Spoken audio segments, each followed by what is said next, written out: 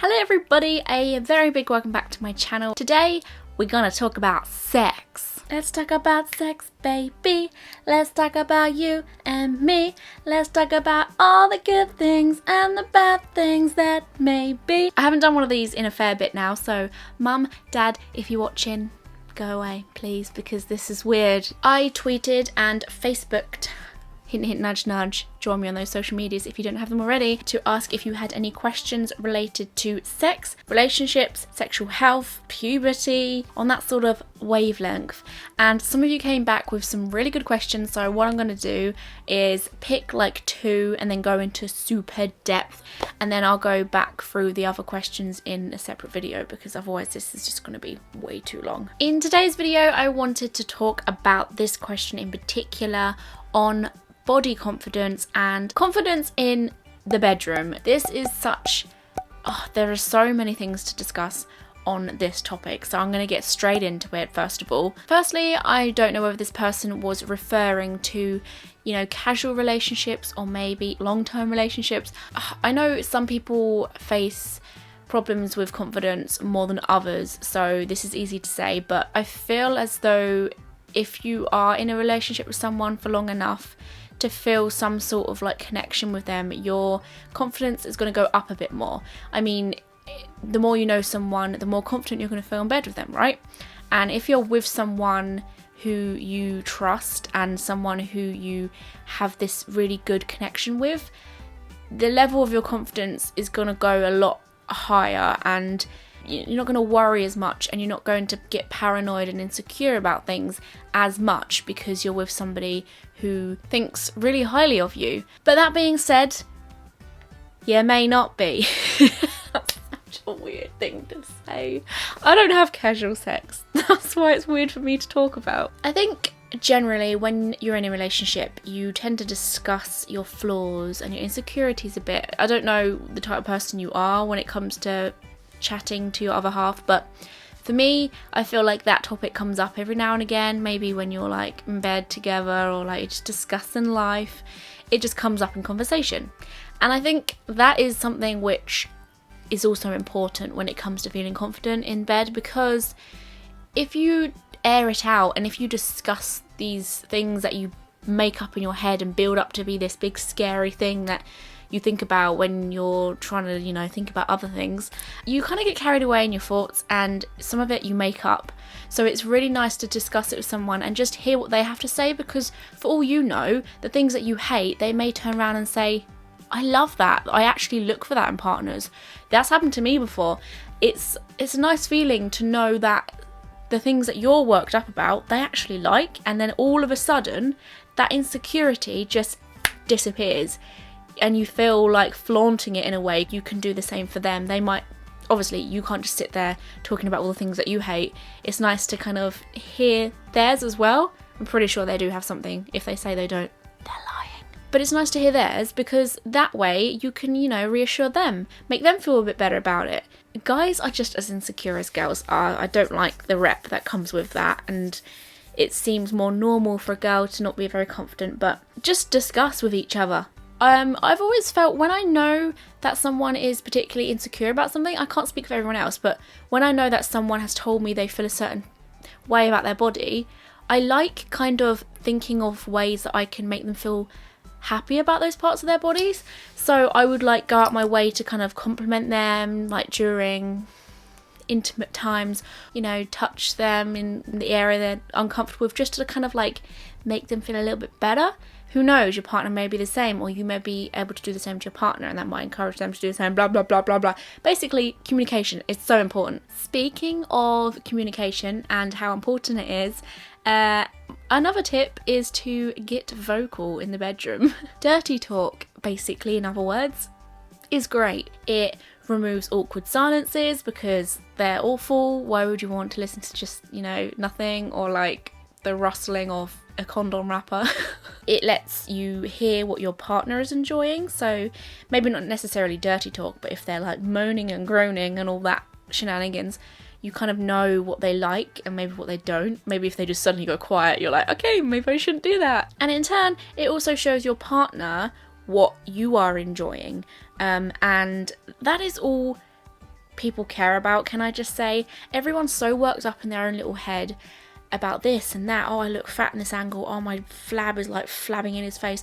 Oh, my bone's sticking out. All of this stuff you think of in your head. And in this other person's head, all they want to do is make you feel good. You know, they're enjoying the moment. You should be doing that too. And as long as they know that you're, you know, in your element and kind of just letting yourself go, they're gonna feel great. They're not analysing your bum shape, your leg dimensions. They just want you to feel good. They want to know that they're making you feel good. Being generally quite active or healthy is something which will do wonders for your confidence. I'm not telling you to lose weight or gain weight or whatever it is that you feel like you need to do.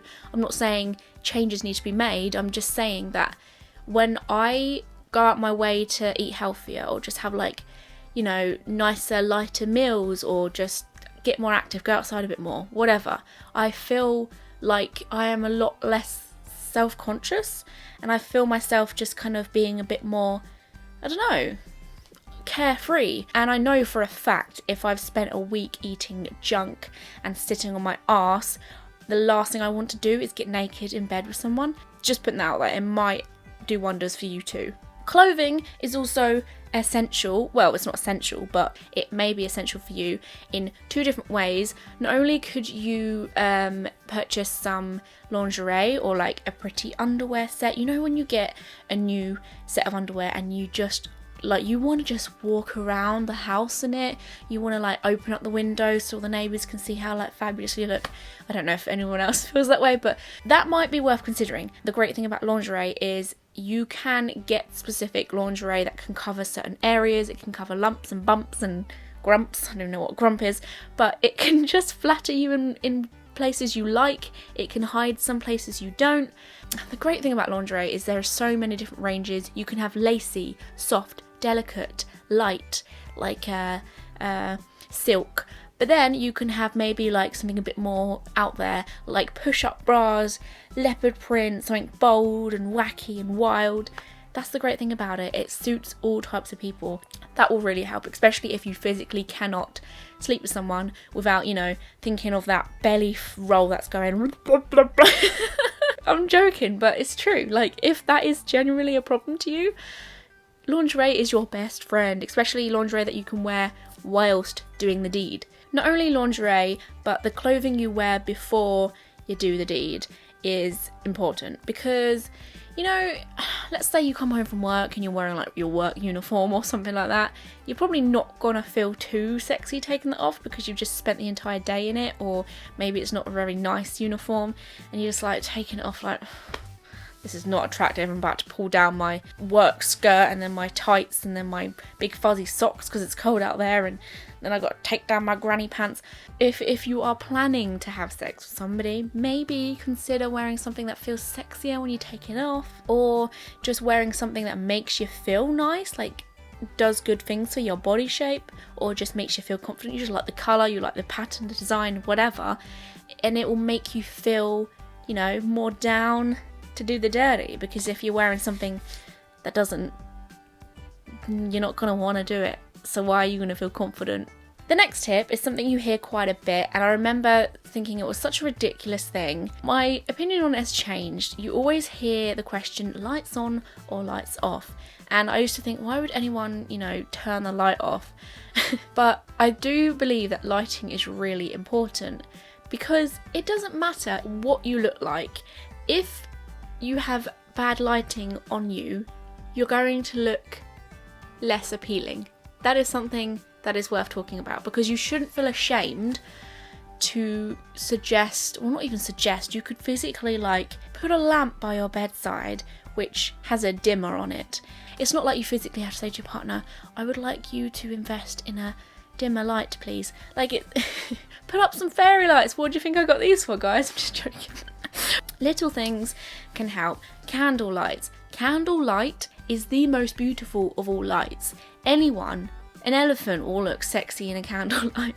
just basically try to avoid really bright lights like this freaking spotlight. I would never be naked in front of this bloody thing unless a doctor was looking at me. Maybe even with a tone like reds will look really nice. I'm discussing this in way too much detail, but what I'm saying is consider it, because you might not know why you feel extra self-conscious in a certain room, or like you've just noticed you suddenly are really self-conscious. Just think about it maybe. The lights don't necessarily need to be off. I mean, once in a blue moon can be pretty kinky, if you ask me, but they don't need to be off.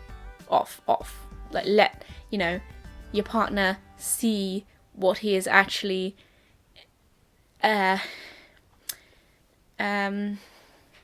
engulfing. Engulfing? What? So that's all I really have on the topic of that. I'm going to swiftly move on to the next question now, which is the last question I'm going to be discussing. And this is on self-love, and oh my gosh, this is so important in a relationship. So I really wanted to discuss this. The question was, how do I stop depending on my partner for happiness?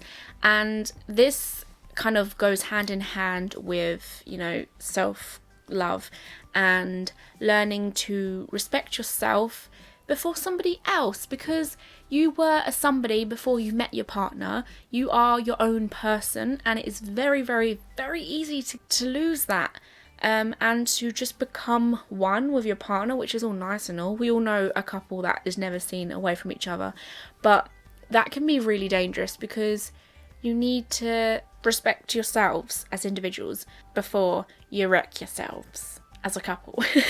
That's my new slogan. Did you know low self-esteem, insecurities, and lack of confidence are one of the main reasons why relationships don't work? And that's because those kinds of things usually lead to stuff like jealousy or possessiveness or dependence.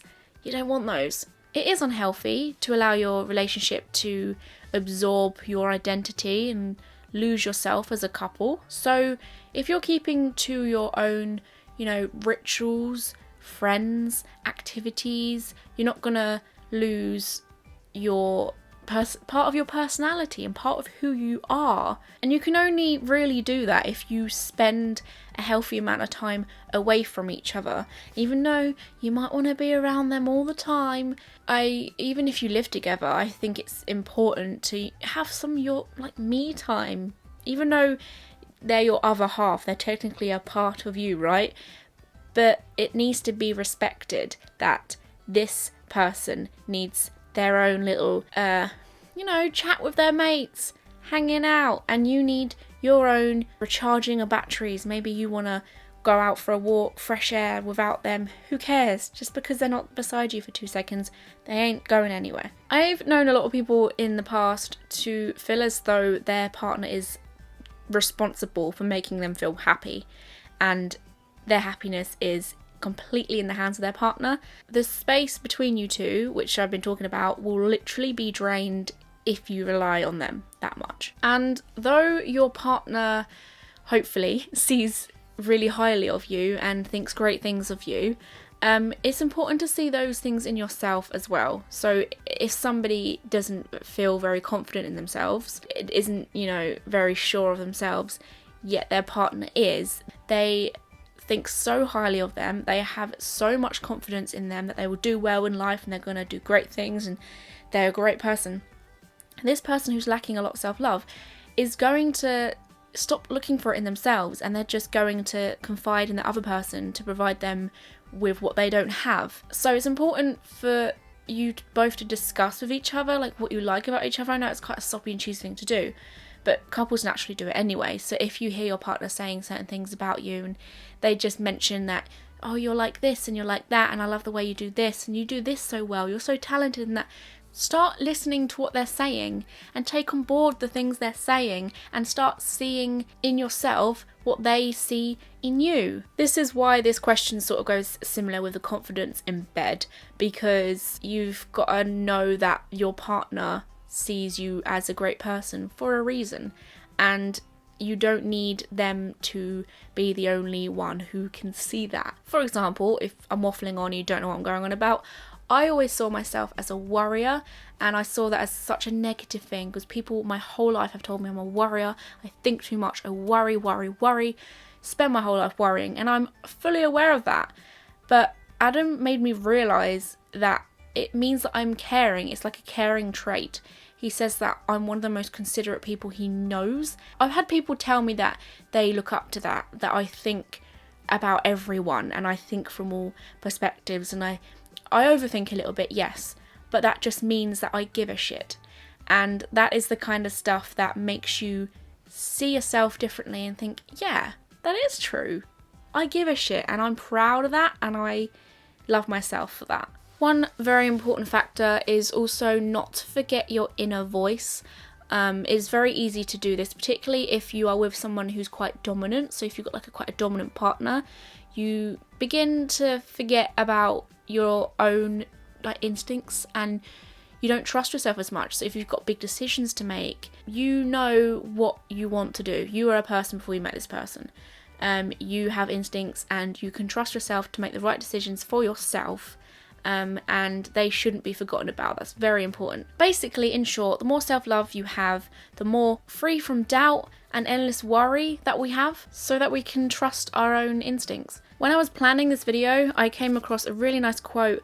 I don't know who it's by, but I really liked it, and it says, "Self-love enables us to live from the heart and play a bigger, kinder, more generous version of our life." I liked that because I've formed relationships with people who lack a lot of confidence and they're very insecure people, and they can't help that. It really does show in weird ways. Particularly in relationships, you will get in arguments about things that are nothing to do with their insecurities, but the arguments only started because they are insecure people, and it makes them quite cold people and stubborn and bitter kind of people because they don't have a lot of self-love. That's such a strange thing to explain. I've seen it. I've seen people act certain ways because they just lack a lot of confidence, and it's the only way they can let it out, and like it makes them say things they don't mean or do things they don't mean. It makes them kind of lash out. And you know when they say bullies are usually insecure people? Similar to that in a sense. The bullies are usually the ones who have a problem, who have something going on in their life. It makes you say silly things, do silly things, it makes you pick on other people, and that can be toxic in a relationship, extremely toxic. So if you are a lighter, happier, generous, kinder human being, soul, you're going to be that person that people want to be around. You're going to be electric and like a magnet for people. It's a great trait to have, and that is why it's so important to have. I don't know whether that answered your question, but I hope you can take something from that. I feel like I just spoke about why self-love is important rather than how to find it. That is all for this video though. If you would like to ask more questions related to this kind of stuff, leave them because I will continue to make this if it's wanted. So give it a thumbs up if it is. Please do subscribe to my channel to be notified every time I make a new video, or click the bell to be notified on your devices. You can also join me on social media, that's all down there.